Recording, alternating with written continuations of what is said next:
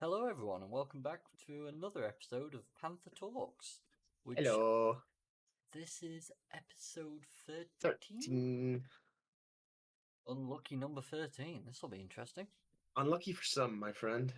Yeah, I mean, I've always had good luck on Friday the 13th, so you never know. Then again, I say that, I just started the recording, and what happens? Microsoft Edge crashes on me. Nice. Yeah. It's a good thing I only use this for the podcast stuff, isn't it? Hmm.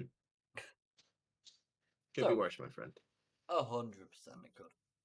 So, this is our first episode that's going to be released the day after recording Yeah. due to the new time changes. And Yeah. as our social media manager has nicely put online, got a little surprise for you lot this weekend. Keep your eyes peeled. And then posted the episode that we released this morning saying, remember that surprise I mentioned earlier this week? Here's the first Hmm. half. So, as always, It's nice. doing well It's a there. good way of putting it. Yeah. On top of that, I'd just quite quickly like to mention thank you to everyone for the support on our TikToks. Uh, from what our social media manager's been doing, we seem to be getting quite a lot of feedback and interaction, which is great to see. Yeah, man. The TikToks are popping off, dude. It's great to be honest. I just honestly, it kind of just blows my mind a bit sometimes. Yeah, I, it's so crazy to look at. it really is. See something that we've talked about, and then see a few hundred views on it on like almost every video. It's Oh, weird to look at. 100%. It's The great to see TikTok though. account now as well has 266 likes. Well, hey, the thing as well, that video I was just telling you about, that's got 21 likes. This morning that had 11. So it's gone up 10 likes in like 12 hours. Yeah. So pretty damn good. Phenomenal, to be honest. But talking about TikTok, I would like to discuss something today. Um, Over this last week, we have had two community strikes. Wait, we got a second one? We got two in a week. I didn't Um, mention them because the first one didn't impact the video. okay. The first strike was the to do with Microsoft reveals the biggest publishers list, and that continued to rise and get views without problems. The second one was UK watchdog airs concern over Microsoft takeover. That was shadow banned and is blocked currently at 4 views. Yeah, I saw a video there and it only had a couple of views. Yeah, that's the one. Now, both of those were banned. And I was talking to our community manager about this, and they came up with the possible conclusion that it seems to be when they mention Microsoft in the title, which Hmm. is mildly questionable considering 2 years back, sorry, 3 years back now, Microsoft was actually in the bidding for taking over TikTok in US field because obviously they banned Tencent or Chinese publishers from controlling their audience's data because they didn't trust the Chinese government. So Microsoft was I actually in the running to take it. yeah, I remember actually seeing something that's like they banned TikTok off of all government devices, so they did. Yeah, that's done in the UK now. Well, Microsoft was in the running to take it from the US side, etc. All of a sudden, Oracle was the one that they went with, which didn't make much sense. But Oracle are pretty good for databases and so forth. But Microsoft was in the lead, so I find it kind of weird that they're suddenly that things are being blocked when you mention them. Because we've mentioned Cyberpunk, CD Projekt Red, Diablo, talking about TikTok community guideline strikes in the past, Activision Blizzard takeover purchase. We've spoke about all these things in the past, and they've been said in the title, but we've never had strikes on them. But the moment we've mentioned Microsoft by name in the titles, the issue has occurred. Now, this is speculation. I do have to point that out. But it does just seem to be a bit odd and a bit worrying. Just hoping it doesn't continue. Because, to be honest, both of those videos that were published was nothing offensive or Oh, even upsetting in the too early. slightest. Oh, sorry. Okay. I guess we just are gonna have to sort of keep Microsoft out of it then, if that's how it's gonna be. And that's the thing, though. It's very difficult considering they are like at the prime of the gaming stage at the moment. Yeah. I think the best way to get around it, if we mention Microsoft in the future, it'll probably just be labeled as Studio M or something like that. Yeah. That way we can get around it. But it's trouble. But there's nothing more that we can do, sadly. I mean, if they don't like Studio M, that's up to them. Yeah, 100%. It's a bit awkward for us, but I guess we'll get used to it eventually. Yeah, exactly. But discussing that exact point, comes a article that I came across earlier this week. Oh. Jim Ryan. Our business would never recover if Studio M degraded Call of Duty on Studio S's device. This is gonna get confusing real It fast. is, yes. Okay, I'm just going to do it because every time we appeal these, they go fine. Jim Ryan, our business would never recover if Microsoft degraded Call of Duty on PlayStation. So, I'm going to share my screen and everything for this. I'll let Yep. you take a look. And there we go. So, there are two articles similar, very similar, but they seem to say different things, and I find it kind of intriguing. So, Sony Interactive Entertainment President, CEO, and CEO Jim Ryan, in the company's response to the UK regulator and Competition and Markets Authority, addendum stated PlayStation would never recover if Microsoft was to release a degraded version of Call of Duty on PlayStation if its acquisition of Activision Blizzard were to be approved. My argument against that, they've been doing it for years on other devices. They have been I mean, exclusivizing different sides of it. And I that to feel me, like essentially what he's saying here is if they don't get their exclusivities, they're gonna go down the drain. does feel like it, doesn't it? I But if we go back to that graph that we saw the other week, sorry, it shows the complete opposite. Yep. Ryan said a degraded version of Call of Duty on PlayStation would seriously damage our reputation. Our gamers would desert our platforms in droves, and network effects would exacerbate the problem. Our business would never recover. Sony says the addendum from the CMA ignored this testimony from Ryan and assumed that even a degraded version of the series on PlayStation would not cause gamers to switch from PlayStation to Xbox. Well, are they wrong? Are they right? I mean, once again, this similar thing has been happening from the exclusives that have been done on those platforms for years. Is that what built PlayStation up? Or was it the exclusives on your platform that was building you up? Because according to most big fans of Sony and PlayStation, it's the console exclusives, the PlayStation exclusive games that they go for. So which one's true? Still to me is absolutely wild that that's basically how they run now. Like when you look at Xbox, it's you're probably better off getting an Xbox than you are PlayStation these days, especially with the options that they have. Where we talked about on one of our previous episodes about like getting the cheaper console, just like no disk drive on it and all that. Oh yeah, that Like and they're far more flexible in terms of stuff like that, and the only reason, the only pro I've seen to playing over or playing with PlayStation instead of Xbox is literally just exclusive games, pretty which much. is absolutely absurd to me. I fully agree.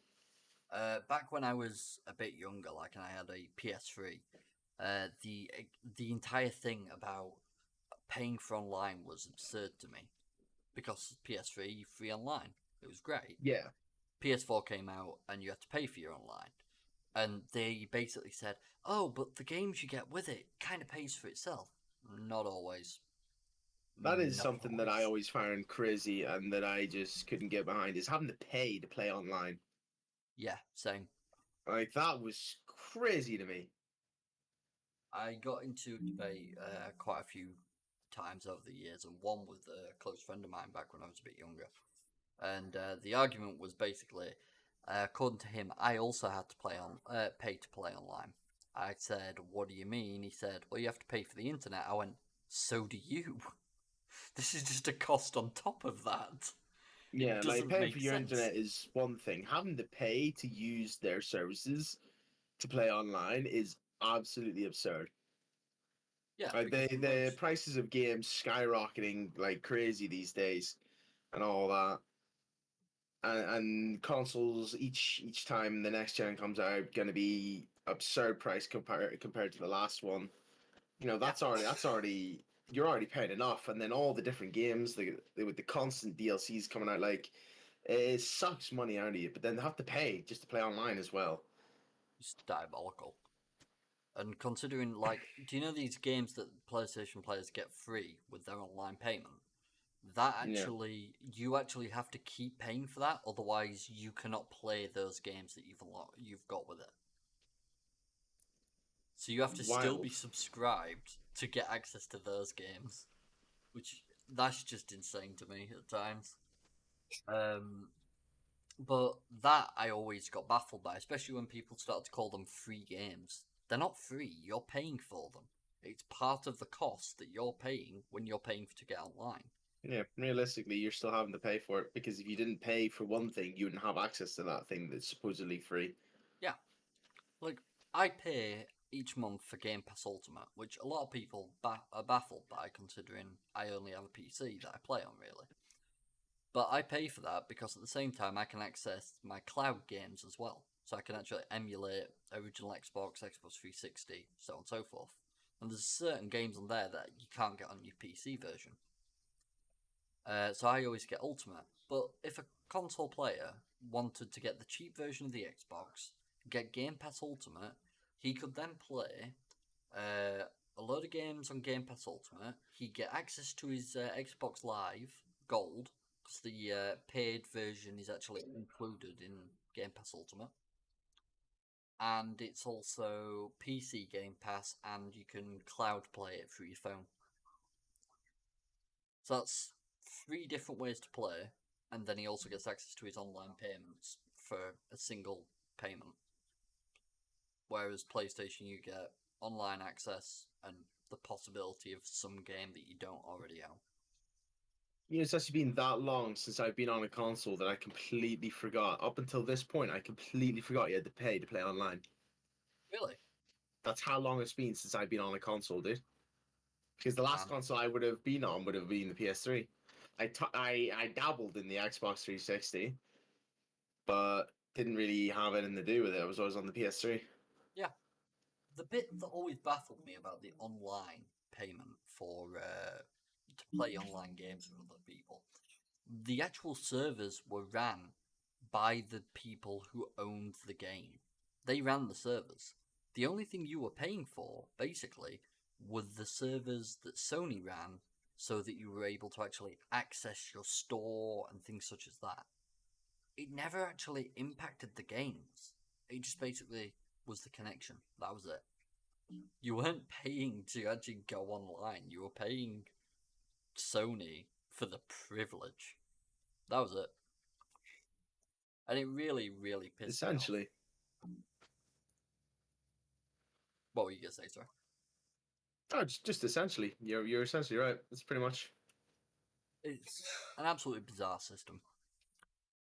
I don't even get how that's came to be a thing in the first place, like, but Xbox. yeah. Even even when they started it, I mean, That's the thing. Microsoft started it with the Xbox 360. At the same time, the PS3 was out at that point, and Sony was doing better during the PS3 days because they didn't have to pay for you online. But Xbox 360 was, in most people's mind, the most prominent at that time period. Then the PS4 came out, and for some reason, it was beloved a lot more and moved forwards. It was more powerful, I believe it was. Than PS5, and it's just kind of continued. Sony is just dominating the gaming market in consoles, and to be honest, I think they've got a bit too comfortable and they're not willing to make changes that are actually worthwhile. Yeah, don't get me wrong, the new PSVR 2 is pretty decent, but I don't think that's enough of a change to really warrant things. I'd say they need to make some more changes to their marketing strategies, as well as similar to what Microsoft has done, make it easier for new people to get into the hobby. It's what people want. But I'll continue down this article anyways. The addendum appears to ignore this testimony together with other evidence showing the sensitivity of gamers, and assumes that even though Call of Duty is acknowledged to be the most to be important for console competition, it could be degraded without causing gamers to switch. Reads the response from Sony Interactive Entertainment. This speculation is unsubstantiated, inconsistent with the facts, and cannot rationally support a decision to find that no SLC will arise in consoles.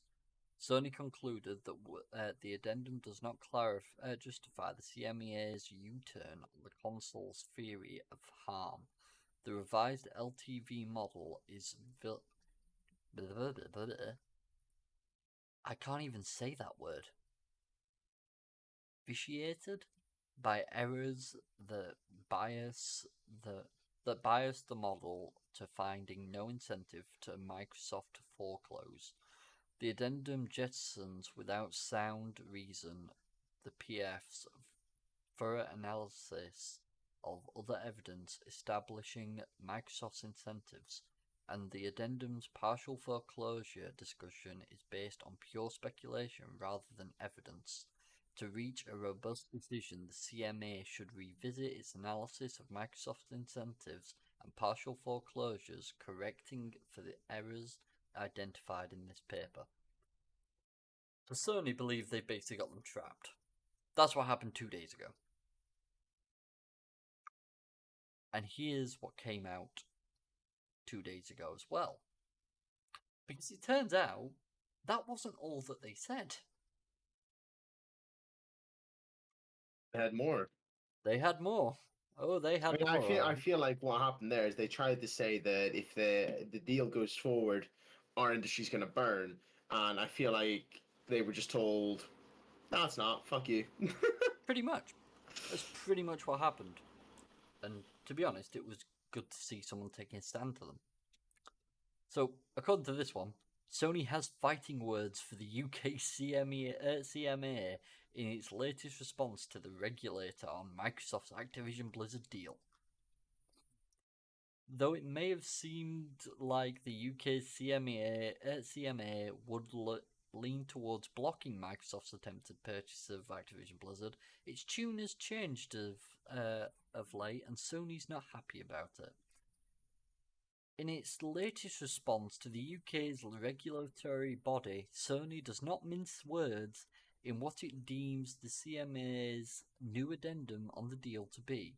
Surprising, unprecedented, and irrational is how Sony describes the CMA's current position. I'm sorry, why? But this next bit is what boggles the mind. The addendums understates the gains to Microsoft from foreclosure by around 70%. Sony's trying to tell the CMA that it has things wrong by almost 70% now, and goes even further than that later on to say that the CMA isn't properly taking Game Pass into account. I'm sorry. So, I've actually had a look at this as well. Ironically enough, the CMA doesn't mention anything to do with PlayStation Now, any of Sony's other industries that it's got its fingers in for games. None of that's mentioned, but Game Pass gets brought up by Sony. Funny how it works when you're not the one pointed at. The addendum wrongly downplays the significant strategic benefits to Microsoft by Activision content to Game Pass. Right, you can add Activision content to Game Pass. That's fine. And you can claim it's got a significant strategic benefit. You have had PlayStation Now for a bit. People have been saying they would be interested in seeing a Sony version of Game Pass, and I would agree. I'm definitely one of them. It'd be interesting to see what they do. PlayStation Now is a complete and utter shit show. I've tried it for, I think I played it for about 4 months, and I just could not get to grips with it. What do you get out of PlayStation Now? So PlayStation Now, remember I mentioned earlier with Game Pass Ultimate, I get access to streaming. Yeah. So basically, what the streaming requires is it requires me to plug my Xbox controller in. I've got to play it all with my Xbox controller because obviously I'm emulating the console. Yeah. PlayStation Now is a system that is entirely that. You need a PlayStation 4 controller minimum, and you have to plug it into your computer at all times. It's got to always be plugged in, and then you emulate your game through PlayStation Now. And it's got a set amount of games on there that you can access. It doesn't really get updated too often, though, from what I had when I last played it, at least. I think there were an update, like, of 3 games over a 3-month period. Oh, ouch. Yeah, I was not very impressed. How much does Xbox give you access to with their Game Pass? Let me just do this. Because I'm pretty sure it's a heck of a lot. All PC games. 437 games. Well, shit. That includes EA games as well.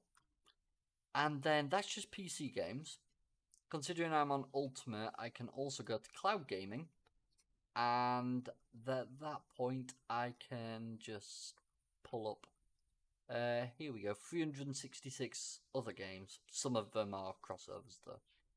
So if we were to do it as an average, you're probably talking about 500 games. And that's constantly getting updated and changed. Yeah. So they're definitely putting a hell of a lot of more work into it than Sony is, that's for sure. Oh, 100%.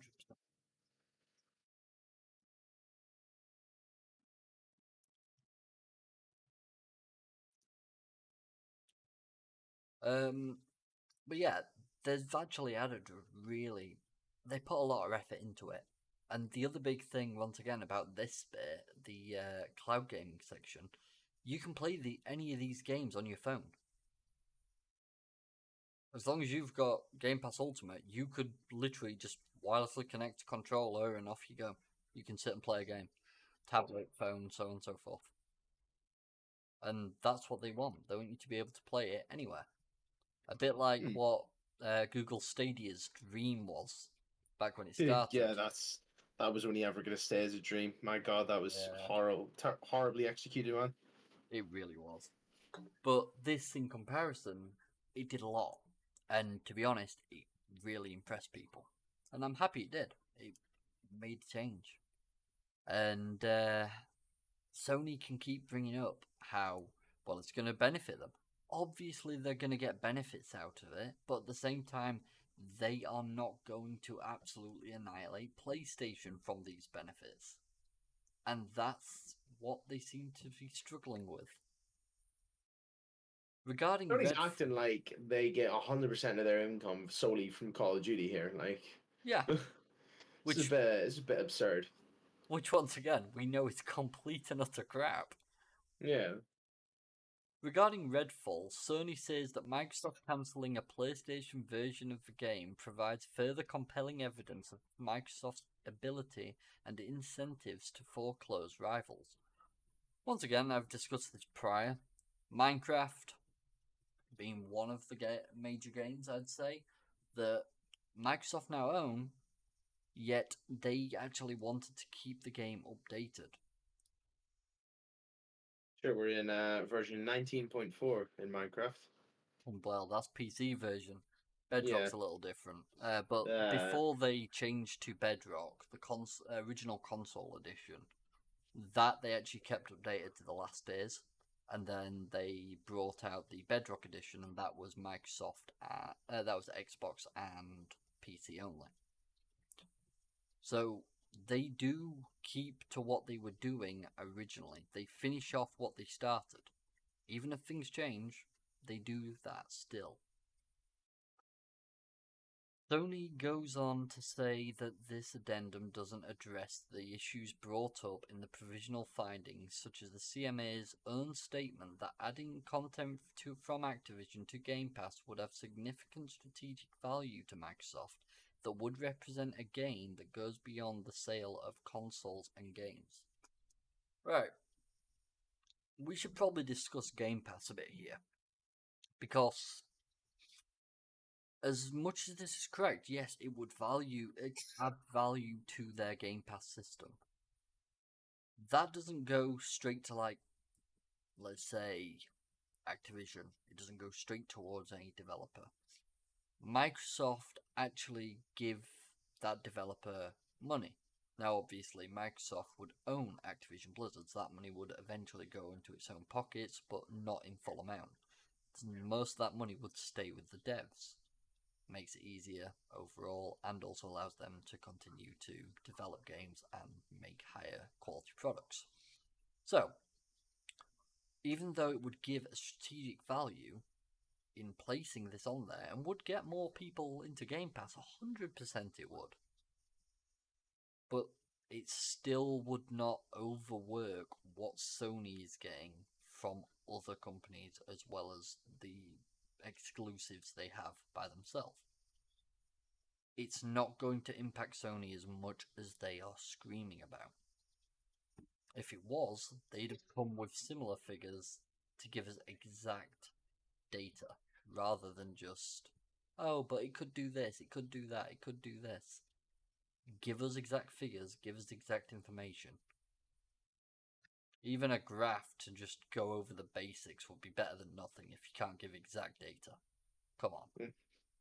it's because they know themselves that what they're saying is just complete gobbledygook. Like, they have so much income coming in from everywhere else. They just don't want to lose any of it because, well, as the world revolves around money, what else would you expect from a massive company of such? Exactly.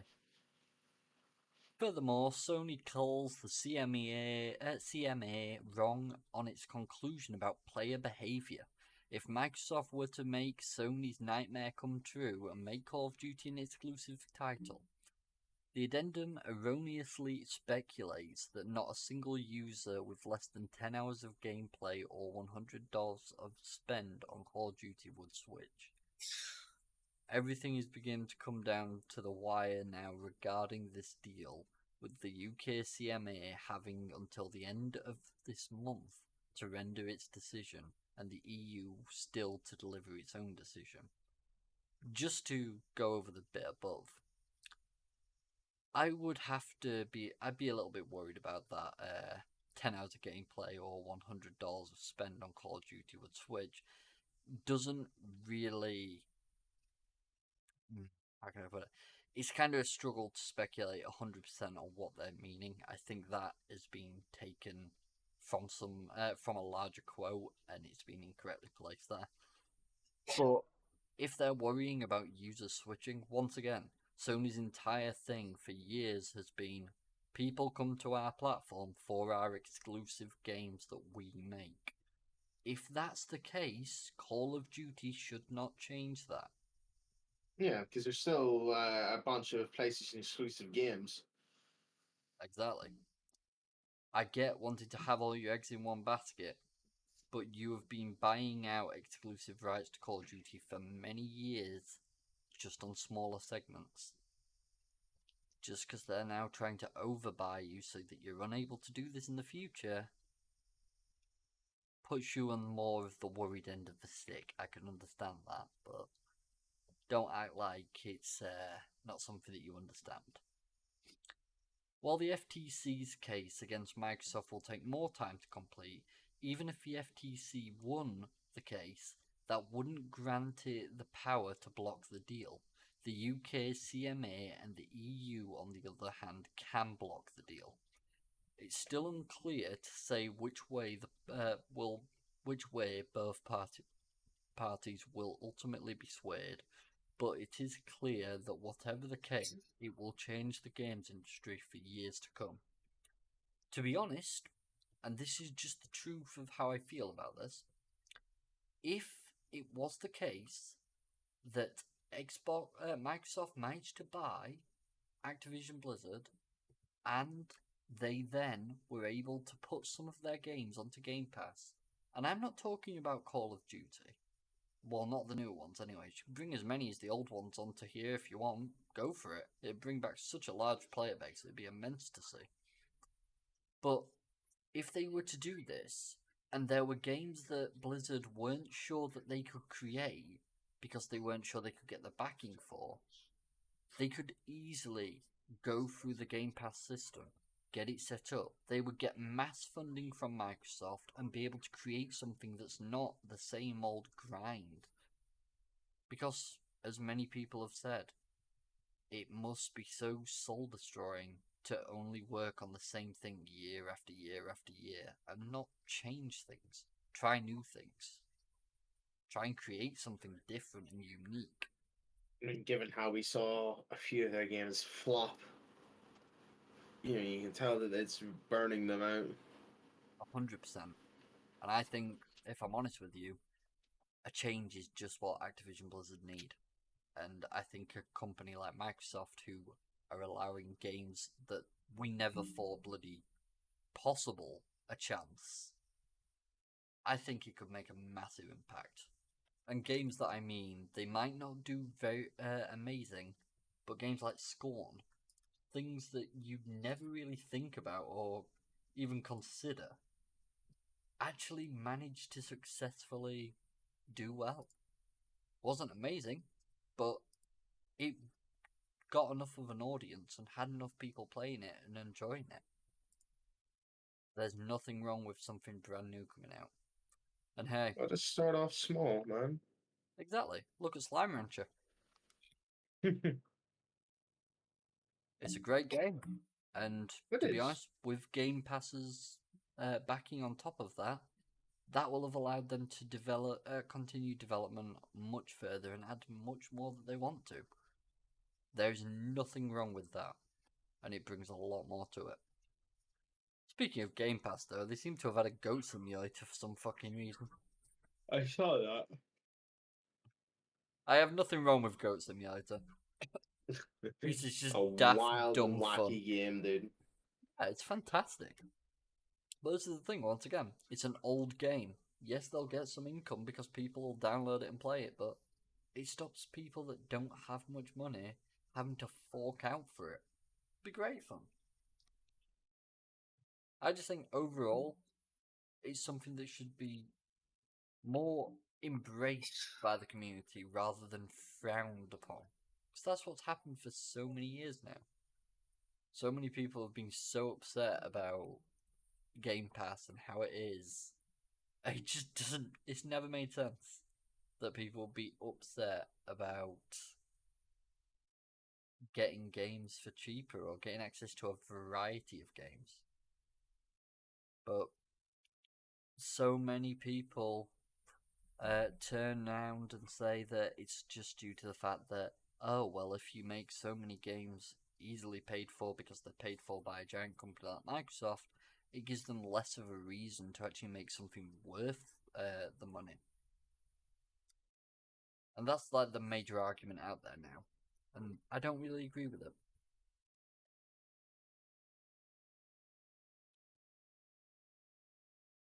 Suppose for So some developers, the amount of money that they might end up actually seeing given to them to fund the development may turn some away from putting time and effort into the game because of what they've been given. But I think for most of them, that's exactly what they need, is to be shown that support.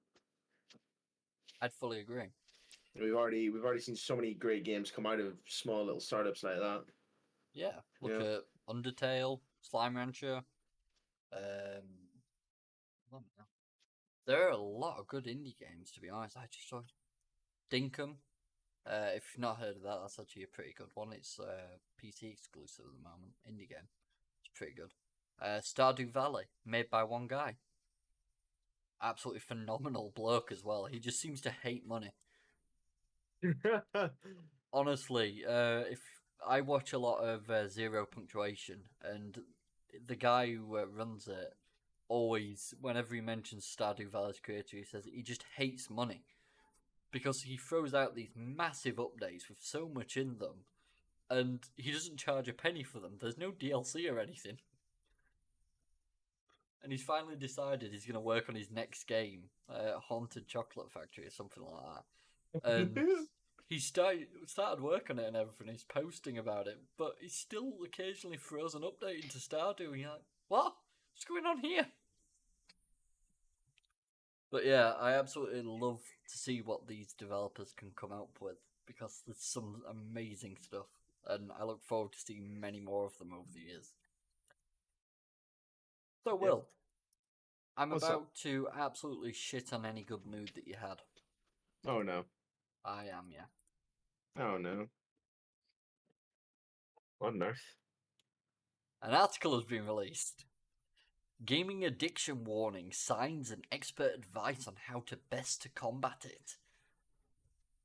I wait for this to be the biggest sort of bullshit we've ever read in our entire life. Oh, it's gonna be great.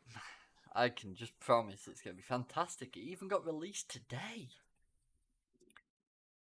Popular Oh no. video games such as the high creative Minecraft can fire up our kids' imaginations, helping to spark a real interest in what makes things work and why.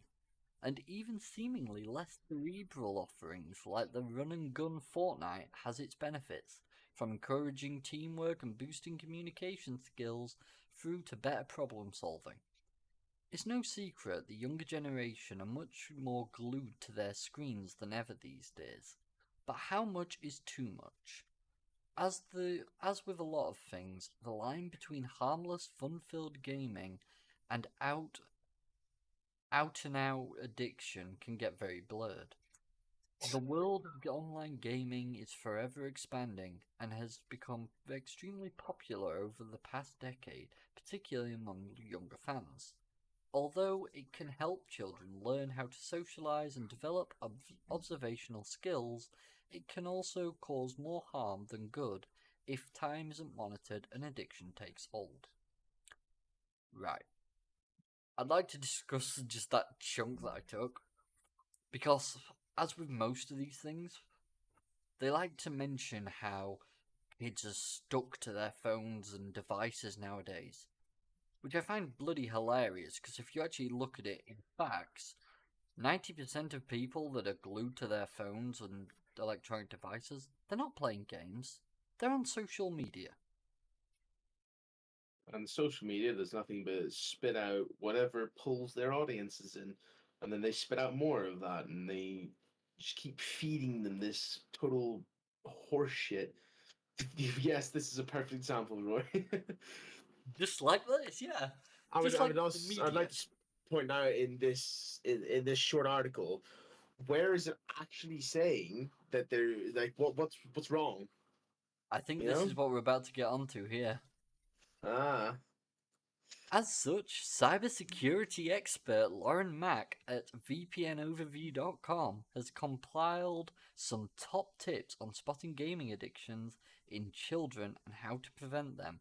in the hope that parents and guardians can allow their youngsters to enjoy online gaming without suffering any harmful repercussions. I need to add some information here because this is the exact field I work in. I have been actually trained in cybersecurity. I have a degree for it, and I'm actually capable of it. I know what this field is, and it is all to do with keeping secure online, as in making sure that hackers cannot get into a system's network or into a company's computers. Basically, prevention is the major thing that cybersecurity teams work on. They will also attempt to hack into their own device, the company's own devices, to make sure that the devices are up to spec and making sure that no one's going to be able to get in through any loopholes. As it typically works, if you can't get in, there's a high chance that others can't get in. So that's the way that we typically work it. Now, how does a guy who's able to prevent hackers and things such as that really make much of an impact in gaming addiction? And VPNoverview.com, VPNs, to give you an understanding, virtual private networks. It's a way of basically hiding your internet traffic. That's all it does. Sends it to another location instead of the location that's expected. Changes the locationary address. So, how does that make him qualified? To me, it doesn't. But I'm willing to check. I mean, the guy should have his qualifications somewhere, right? What was the name? Lauren Mack. I apologise. It's a she, not a he. My apologies there. So, Lauren Mack. Can we go to the author's page? Here she is. So, see, she's a security journalist. Internal censorship and security focused journalist with a keen eye on how technology affects society. Now that's more interesting than cybersecurity expert. With a background in international relations and North American studies, Lauren brings a unique perspective to VPN Overview team. Yeah, so she's okay for internal censorship and security focused journalism. So it doesn't actually state anywhere in her profile that she's a cybersecurity expert. Or even by any means trained for such thing, rather than she is also glued to her phone, scrolling down pages trying to find any information possible, which is kind of ironic. Yeah. She seems to have got a decent understanding about them, though. So, yeah, I mean, to be honest, anyone can have a decent understanding if you just are willing to go out there and read and put in the time and effort. That's about as much information as I'll give, but IT really isn't as difficult as you'd imagine. But I'm questioning most of her credentials with this. Anyways, let's have a read. Warning signs of gaming addiction include lack of interest in things they once shared an interest in, and have no desire to take part in other activities other than gaming. This can limit a child from being able to pursue other hobbies that they could be exceptional at and even go on to have a career in. Okay, I'll give that. Withdrawal symptoms include irritable, hostility, mood swings, impatience, depression, anxiety, and anger when not gaming, even for short periods. Right. I must put something on here.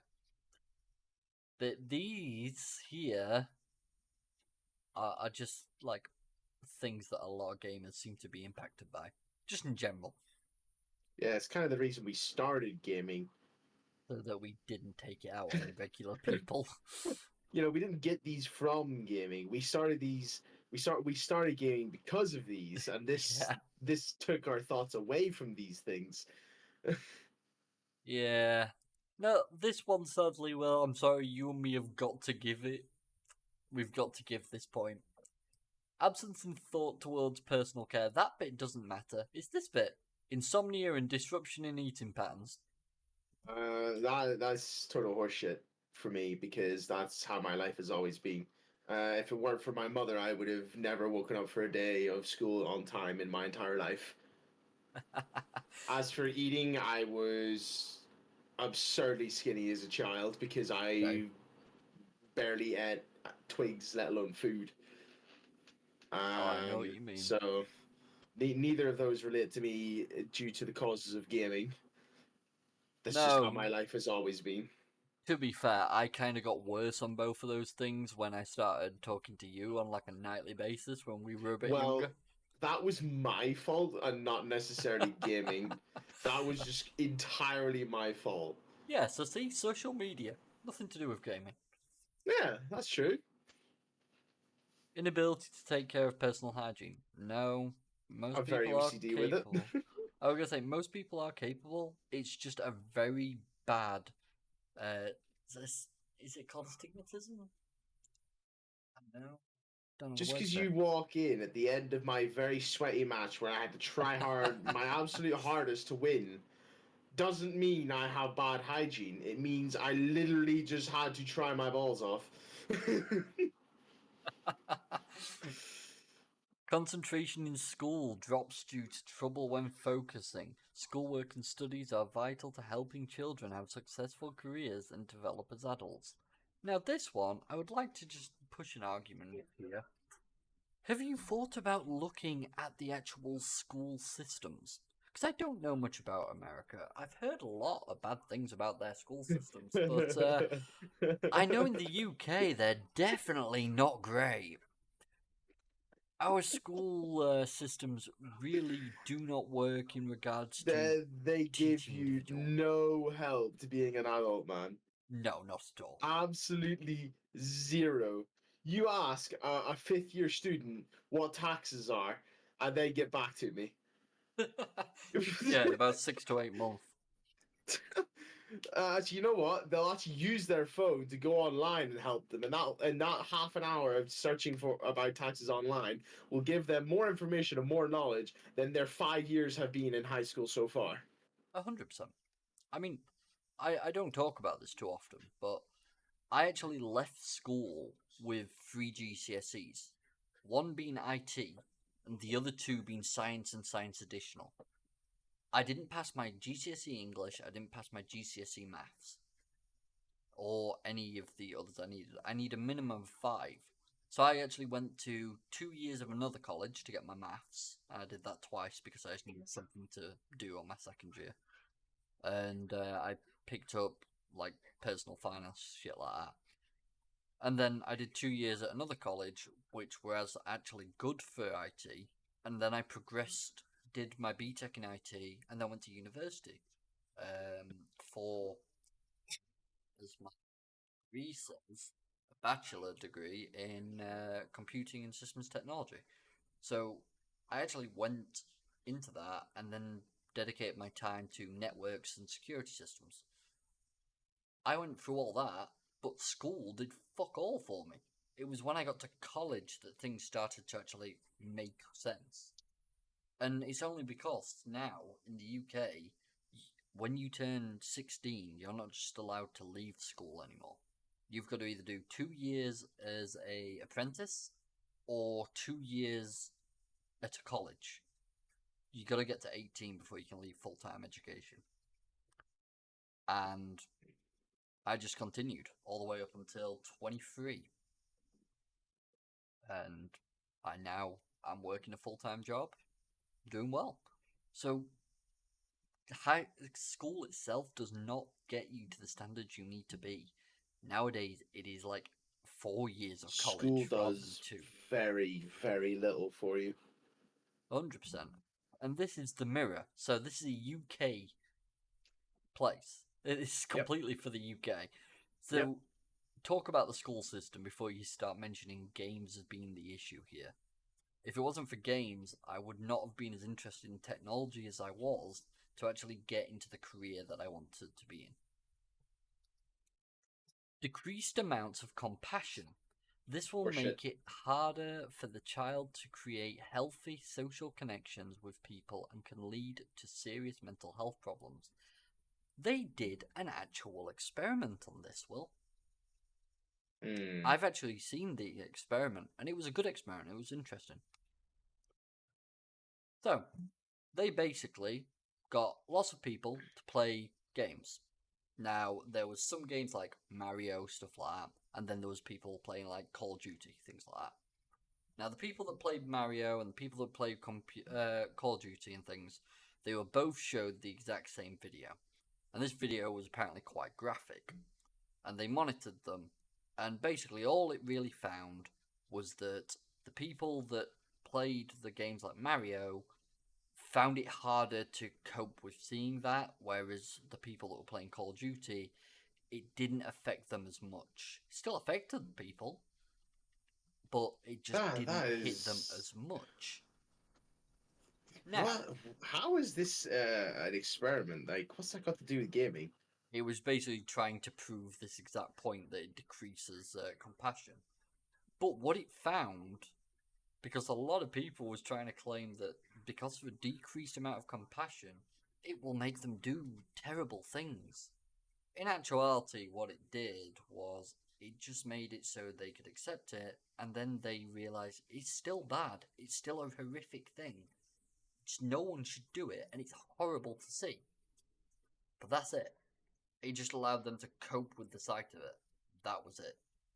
It did not cause them serious problems or anything else. And from this research, they actually found gaming came out with more benefits than drawbacks due to the assistance in cognitive, um, I forget what it's called, cognitive development, as well as that memory development. If depending on what type of games you're playing, so many different benefits to it. I mean, I'm dyslexic.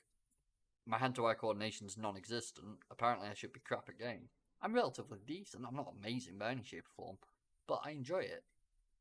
So I'm not giving it up just because, oh dear, someone's upset. Hmm. How do children develop an online gaming addiction? Oh dear. It is easy to try and pinpoint a single reason why children and teenagers develop gaming addictions, but in any case, there might be maybe more than one. Maybe, really? Are you sure? I can name about 8 off the top of my head. Children may be exposed to gaming from an early age. For example, playing games such as Animal Crossing and Minecraft can introduce children to gaming. No shit. Of course. I'm sorry, what are you expecting there? In playing a game is going to introduce you to gaming. Really? Damn, bro. As the child gets older and more advanced, they seek more challenging and engaging games to move on to. What do you Young, what do you mean? People are still playing fucking Minecraft mod packs trying to figure out how the hell they work. I know what you Ain't mean. no Never ain't no changed up. one ain't no one moved on to shit. We're still stuck on Minecraft. Help. I swear, I totally don't play Minecraft mod packs all the time. Never. Definitely don't own Minecraft servers for that exact reason. Youngsters can also be youngsters. That if that doesn't just like explain everything there, I don't know what does. Youngsters can also be drawn to the graphics and stories behind games and use them to escape from real life. It's It's almost almost like like it's that's what necessity. it's almost like that's what everyone uses everything else for in life. It's So just just because gaming. we're doing it with games, we're it's apparently an addiction. How about all those people that sit and like throw away plans because there's this football match on, or these fuckers that go out and get absolutely pissed drunk, or so many more reasons that I'll not go deeper into because it leads down a dark and windy path. But God forbid we play a couple video games and we're instantly addicted. Yeah. I'm not being funny. Just to ask you this, Will. When you go out somewhere, how many photos do you take? Photos. Yeah, photos. It's rare that I would take a photo. Yeah, And same here. if I'm taking a photo, it's of something not to do with people. Yeah, the environment sort of thing. pretty much like if I saw something funny, I would take a photo of it and send it to my girlfriend. Or if I saw like it was like a sunset and like I'm walking down the road where like where I live, I'm very close to the edge of the water. Yeah, There's not a beach or anything, but there is like a path that leads right from the edge of the docks where you can walk yeah, down and you're right against the sea. There I have a couple of pictures still saved from like a lot of years ago where it was an absolute beautiful night with the moon out, and it was just really nice. You could see all the lights of the city. It was a nice picture to take, but I would never really take anything that's involves people themselves. no, I agree. Now, I've got to say, you and me are still way too alike. Whenever I go outside, if there's a nice sunset, I will take a photo of it and send it to my younger sister all the time. It just happens. It's become this thing that we do now because I've got a clear view of the sunset and it's always nice to see. But I don't take photos when I go out somewhere. But so No, many like people do. it's just weird. It's like everyone posts to social media. They take photos of everything. I'm one of these people, if I'm going out somewhere, I like to make the memory of it. That's me. The memories of it are more than enough. I don't need the photos. But there's so many people that do that sort of stuff. And they're constantly live streaming, taking photos of every little thing they do, every little thing they eat. That's not addiction, but this is. Doesn't make sense. Not only this, but kids who are particularly anxious or have attention deficit disorders can be more inclined to become addicted to video games. Well, yeah, because if you have either of those two things, you're more likely to get bullied to shit. And that's just the truth of it, as sad as it is to say at times. People bully each other, and it's not great. I mean, me and Will met online. We've known each other for years at this point, Uh, and Close to a decade now. yeah, we're very close to a decade. Hmm. But we met each other, and we give each other shit all the time. Don't get me wrong, but it's No, never been like bullying. It's just take the piss, have fun, have a laugh. And I have anxiety. I don't know about you, Will. nah. Sometimes I want to remove the bones from my arms. There you go. There's the answer to that. But That's when I get into like that's when I get in a really bad situation. yeah, but me and Will met each other for the first time last year, was it, Will? August. August last year. Now, when we were This about to asshole doesn't meet, even remember. What a piece of hey, shit. fuck off. Memory like a sieve, you know this. I still remember next month, don't worry. Um, Tell you what but better. before we met, I had a complete like sinking feeling in my stomach. I was really worried about it. I was anxious as hell. Take in mind, I have spoken to this person for near 10 years at this point, and we have never had like a bad encounter, a bad situation. But that anxiety is there. But talking to him online, it's like nothing. Doing this right now, it's like nothing. Mm. And My anxiety is very, very strange. It's definitely nothing like the average kiss because I was actually strangely fine. Like, don't get me wrong, I was definitely anxious, but yeah, I like when I said I want to remove the bones from my arms for my anxiety. That's like a really bad situation. But because of the situation of meeting you for the first time, that was completely different. I was like, sure, I was anxious because it was the first time meeting you after us knowing you for so long. But other than that, I was perfectly calm. yeah. No, I get that. I mean, I'd say another thing to do with that, to be honest. When we first met and everything, it was after like about 20 minutes. That was fine. Another example though, and this is actually a prime example of how I can be quite anxious. You and me are talking right now. I'm talking normal volume, and I'm able to get my words out without issue. If you ever listen to the podcast at the beginning and the end of the podcast, not the video form, the actual listen audio form, there is an intro and outro segment. I recorded them solo. I stutter, I whisper, I'm quiet as a mouse, and it is very difficult to to actually comprehend what I'm saying at times. I mean, I don't know if you ever. Well, no, you've definitely noticed before. I stutter a lot as well, but it's not your typical kind of stutter. I just basically, whenever it happens, and whenever it does happen, it's really bad. I just completely fuck up the order of my words, and I forget how to do a sentence basically. And it happened the last day I was in work there. It would have been yesterday. I was talking to one of my colleagues about something, and I just whatever happened, my brain just completely stopped working. Now you hear people say that sort of stuff all the time. I couldn't. I can't. I tried. I think 20 times to start the same sentence. I just couldn't do it. I literally just had to stop talking and just wait like 5 minutes and then go back to it. 100%, mate. That's how weird my stutter is. But that's the thing. Talking, in my opinion, online to other people and practicing this communication, even though it's through a screen or through a game, these people that you meet, these experiences you have, doesn't make them like any less real. To us, they're more impactful at times. Once again, a friendship that's lasted nearly 10 years at this point, brought from an online interaction that turned into full on gaming times, to a podcast, to meeting each other in person. Without gaming, this may not have ever happened. Yep. And that's something I don't want to put on the line just because of some article, for example. But we'll continue. Physical consequences from excessive gaming. Chronic stress levels heightened.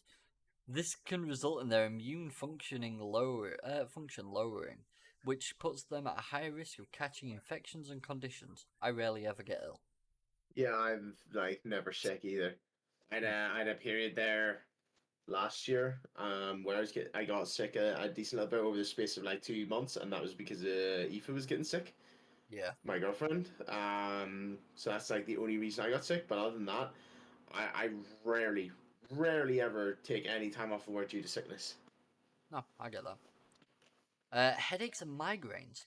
This is a terrible symptom to endure as it can hinder everyday routines and make the child feel exhausted and burnt out. Let's For see. you just randomly have headaches for no reason. Oh, I can tell you why that You is. seem to have a problem with migraines. Yeah, it's nothing to do with the gaming, it's the fact that I like dark places. I like my rooms to be dark, and when they're too bright, I get headaches. Nothing to do with the gaming, I'm the I just same, but like at the same time, darkness. I love the sun, so I rarely ever get headaches as well. And anytime I do, I actually have a way of dealing with headaches. And so anytime I get a headache, it's very mild and lasts for like 30 seconds. I can understand that. Weight gain. This becomes due to the child developing a sedentary lifestyle, resulting in not just physical issues but also mental health problems. Aren't you a I skinny fucker? Yeah, I have Yeah. basically, literally, this year is the first year I have put on weight in about 7 years. Well, full disclosure, I'm just a fat fuck in general, so you know. But this is the thing, it's the first time I've ever put on weight. I'm actually happy because I've been underweight for years and I've been gaming since 3 years of age. So, this list of things that I'm going down, like, fuck off. My weight gain is because I just sit and eat shit all day long. Yeah. When I'm gaming, I don't eat shit because I don't want to dirty my mouse and keyboard. So, Problems with posture. This can develop into chronic back pain, joint disfiguration, and spinal issues. I cannot argue that point. If you can, please do. I can. I have really bad genes. My bones, back and knees in specific, are really bad. And if I just have like your bog standard kind of office chair. That's the chair I use because it's comfy for me. Yeah, Now, if I put it where I can swing back and forth, then yes, this is 100% true. However, if I click it in so where I'm having to sit up straight and I actually sit up straight, which is very easy to watch your posture because it does get sore, then this is complete horseshit. yeah. I Because mean, someone with my back problems, whatever those problems may be, because sometimes I can't walk 30 seconds down the street without randomly breaking into agonizing back pain.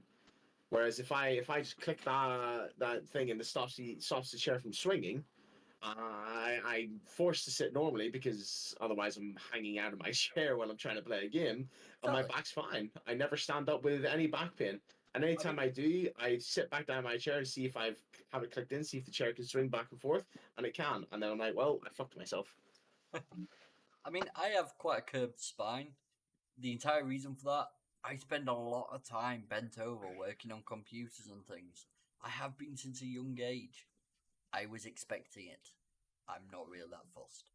Seizures caused by graphics, lights, and colours in games. This can lead to injury from trauma endured during the seizure and having lasting long term effects. If you have seizures, do not play the games that have the warnings at the beginning. Yeah, They warn you like about literally. this. Like this has nothing to do with like you don't get it from gaming, and I'm sure there are very very very few cases where you actually do.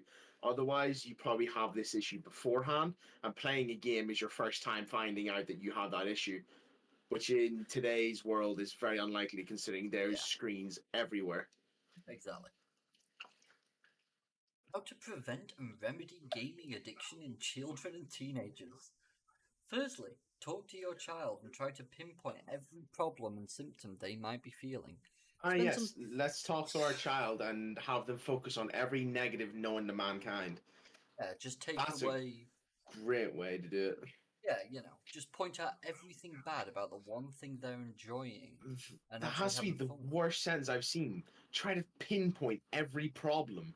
Yeah, Why? Like, what? the issue with most, issues, to be honest with you, between kids and parents nowadays is that they point out the negatives, but they never focus on the positives and the good things that have come from these things.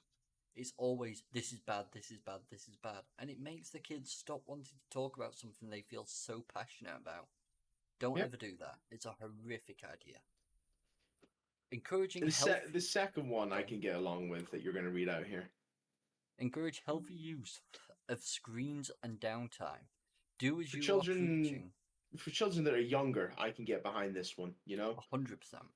Especially in younger children, because don't get me wrong, they do need that like actual human like socialization, not just online stuff. And at that age, Guaranteed. typically they're not really going to be online. If they are, it's going to be the likes of Minecraft. Yeah, I fully agree with this. And I like this first bit. Do as you are preaching. If you are trying to encourage your child to spend less time online, ensure you do the same. Exactly. Because there are so many people that scream about how bad the internet is and then just pick up their phone and start scrolling down the internet.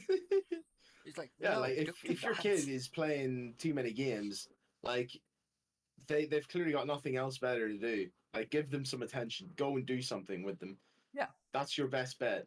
Because if you just tell them to get off their game and then walk away 30 seconds after, and then walk in half an hour later to see them back on the game after you've just went and sat and watched the TV or sat on your phone or whatever yeah. for that period of time, like you can't go like You can't complain, really, can you? no.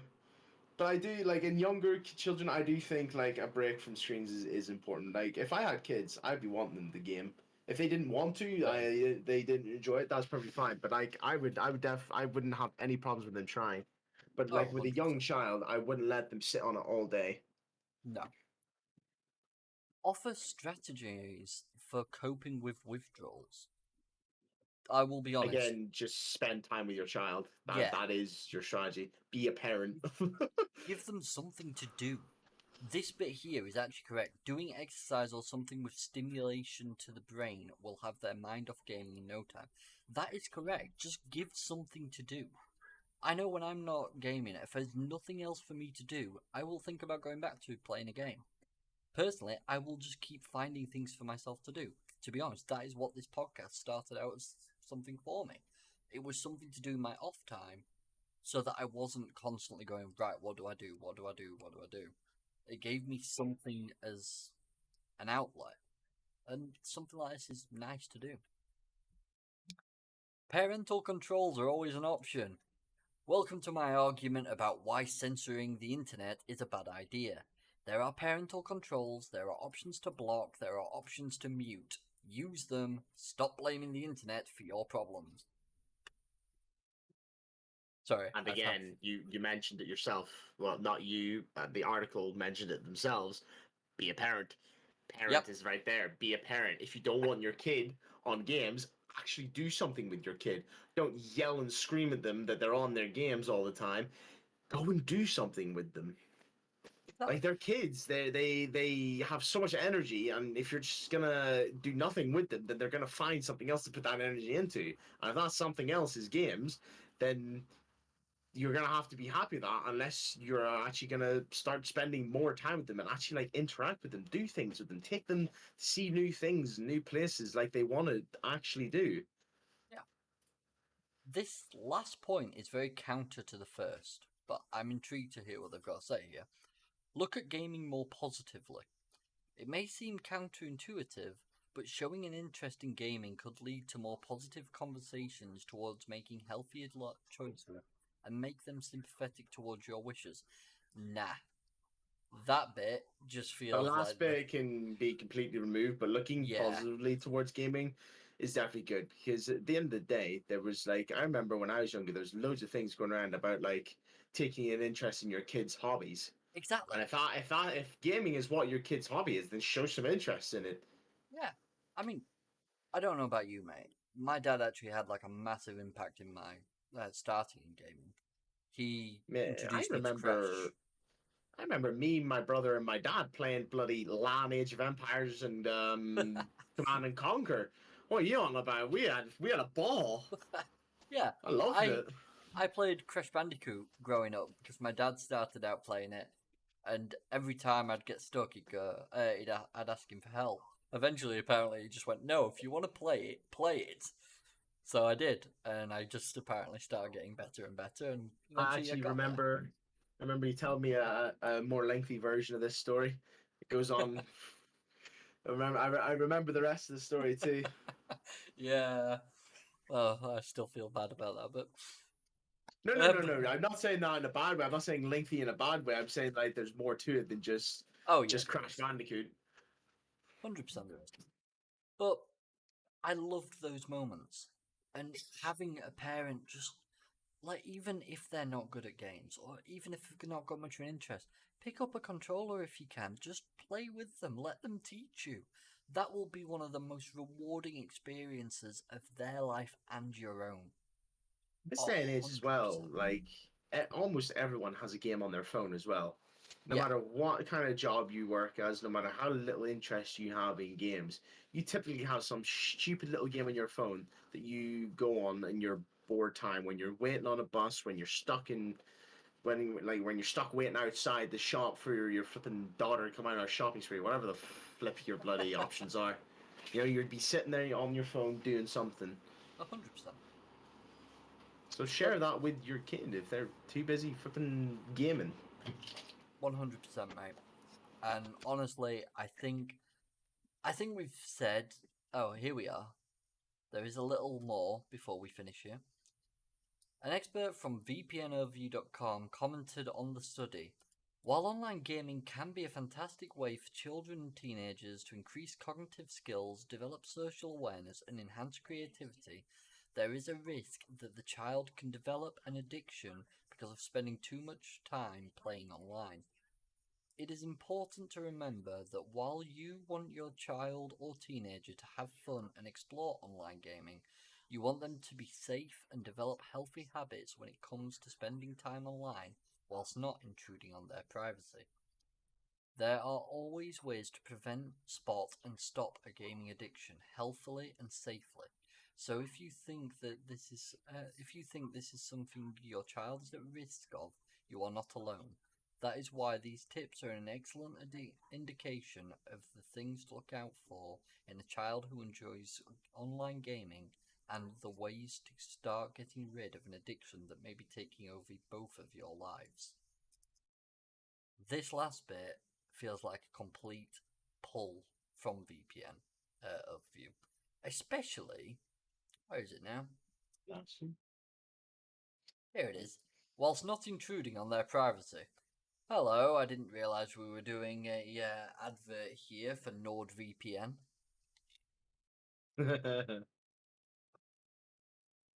You know what I mean, though? It's like, why? That bit didn't really need to be brought up. If you don't know not to do that, then I don't know what you're doing with kids, to be honest with you. But here we are. I mean, I'm gonna be honest. Like when I used to live at home, there would be my two parents, and then I had three siblings. I have four siblings in total, but there was me and three of them living at home with the two parents when I was at home. Like, and we didn't have a massive house. Plus, our house was like a zoo. There isn't such a thing as privacy. You couldn't even go to that bathroom without being interrupted by something, dude. Like when you're Oh, young and live with your parents, privacy isn't a thing. it's true. I mean, I was lucky to have quite a bit of privacy as I got older, but like when you're younger, there's a lot of When you things get going older, off. it's not even that you get more privacy. It's more there's less for them to worry about because you're Yeah, you're growing up and you're starting well, hopefully you're starting to gain some common sense. Again, hopefully. However, common well, sense is a dying breed, so who knows? But even at that, you still know more and you know how to be safer with a lot more things. They don't have to worry if you're gonna go running outside and run across the road and get yourself hit by a car exactly. because you've There's been a there lot less for them worried like about. I did. Of course. But no, that was more our worries with that article, though. There was a lot to it, but at the same time, I do have to admit, there were a lot of things I wish that they'd have mentioned and sorted, because a lot of it just felt like digs at people that really didn't need to be dug at. And You I'm see, the sad thing to see is, it. when it comes to an article like this is directed to children and younger people. Yeah, Typically, it's so easy to get them off of consoles because there's so many alternatives, and also to break an addiction like that at a young age is very easy to do. More important time and effort in articles like those should be put into those of an older age because when they're addicted to certain things, it is a much harder addiction to break when you're older. 100%. Anything can be. When you're older, breaking an addiction is far, far more difficult than when you're younger. 100%. Because not only do you just have that instant support because you typically would have parents, and also you're younger, so you have like when you're in your education wherever you are, there's always people worrying about because it's a lot. It's like a very big thing now. Is young people's mental health. There's always people worrying about something like that, mainly because it's their job. A lot of them do actually care, but that's to your own opinion. Yeah. But like when you're younger, it's so much easier to break out of addictions, no matter what kind of addictions. I'm not speaking of gaming here. I'm just talking about anything in general. You do have that hell of a lot more support. So I don't think that they should be focusing on an article like this. Another thing I would like to just push, I think an article would actually be better put as well, pushed towards explaining to people that are a bit older about what it is that we actually do and enjoy. What about it actually impacts us and what makes us feel the way we do about it and why we're so strong to keep it going rather than destroy it like most of these articles are wanting.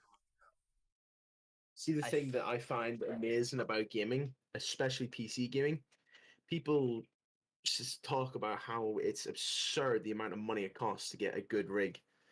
And truth be told, these days, this day and age, you don't need a whole lot of money to get a decent setup now. You can get a decent, I say, like it's not going to be top quality. It's not going to run things at like amazing graphics, but it'll run them. And it doesn't like if you know what you're doing or where to look and where to go for different things, you can get a decent price on everything, and you can then get that set up, get a couple games, and then you can go 6 months without spending a penny yeah, because you just get sucked into those games and you don't need to buy another game. PCPartPicker.com and Google. Those are your friends. Go forth and enjoy. But I mean, when you look at your library, Rory, I'm sure you yourself can see when you go to your games, you go from like the ones with the most hours. You can see how many hours you've put in some games, and that Mm. that amount of playtime taken up Right. just of hours and hours of you just enjoying yourself, having fun, not having to worry about the crap that goes on outside of that room you're sitting in. I'm gonna And put it then like also, this, just yeah, quickly. Sorry. My second most played game on Steam is a free-to-play game called Warframe. there you 519.7 hours in that game, and I have over 620 games on Steam. So feel free to continue. go. Well, my highest played game is Rust. Really, I'd have never have Do you guessed. wanna hear how many hours I have in that now, mate?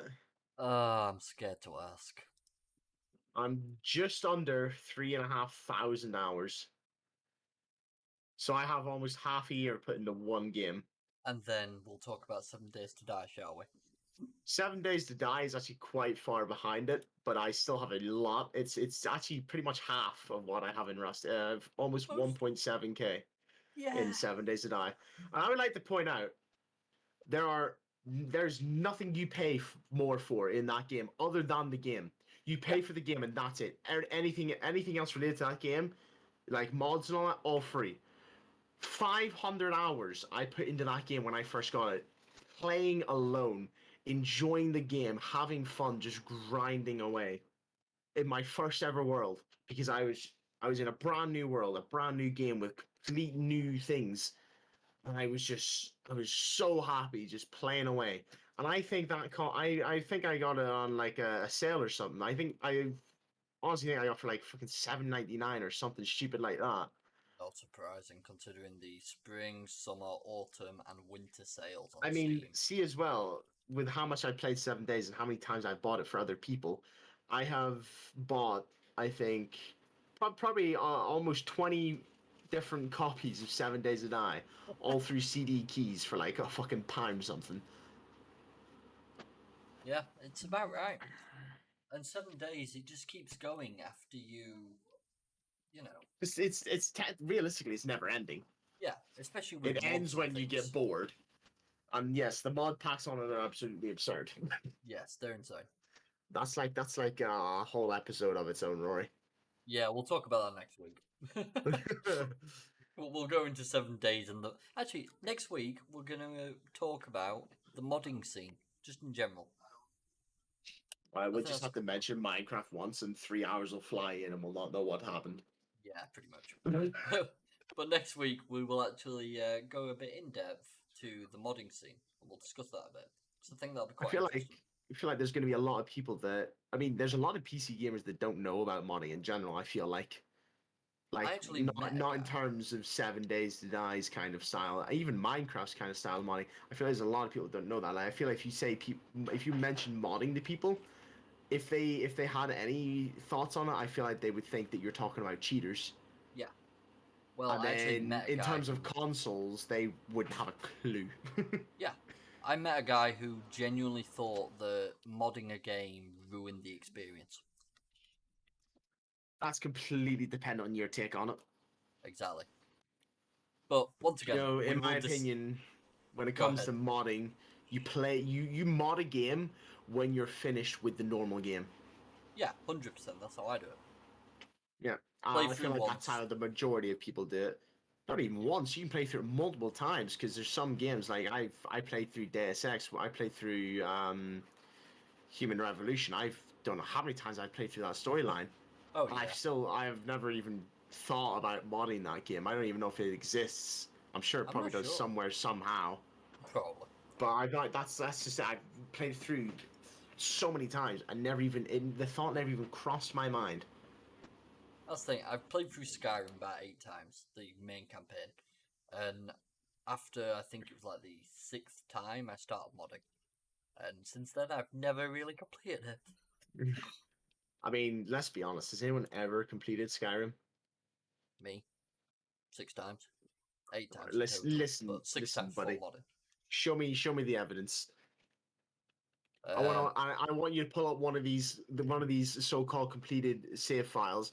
I want to watch you run around for 6 hours straight and not find a single side quest. all I right. bet you every possession I own that you can't. I'll just download a save file now, shall I? But no, I think that then leaves us to when we start recording next week. Yeah, seems But like it. yeah, we honestly, I hope you guys have enjoyed this episode. It's been a little different, and Definitely. it's at our new time, which is interesting for us as well. Yeah, we're probably throwing off a little bit as well. Yeah. But it's been interesting, and we've got a topic now for next week that we will definitely go into discussing, and I think it'll be quite a fascinating topic to go into. Absolutely. It's always great when the community gets the opportunity to participate in the creation of a game. 100%. But yeah, thank you all very much for joining us, and we will Yep. see you all next week on Sunday at 10 a.m. because we'll be definitely uploading that time next week. No, sir. Only one episode. I think you're still confused, Rory. What? This will be uploaded tomorrow at 10 a.m. Well, yes, but I'm on about next. Talking from tomorrow at 10 a.m. to, you know what I mean. Stop I get you tricking now. me. I'm with you now. I'm with you now. But yeah, we'll be uploading that the next episode next week. We look forward to hearing from you then. And if you have any comments to leave about this episode, feel free to leave a comment either on the YouTube, TikToks, so on and so forth. We see it all, so we're happy to respond as and when. We hope you all have enjoyed, Absolutely. and we will see you next time. Bye for now. Yeah. See you next week, guys.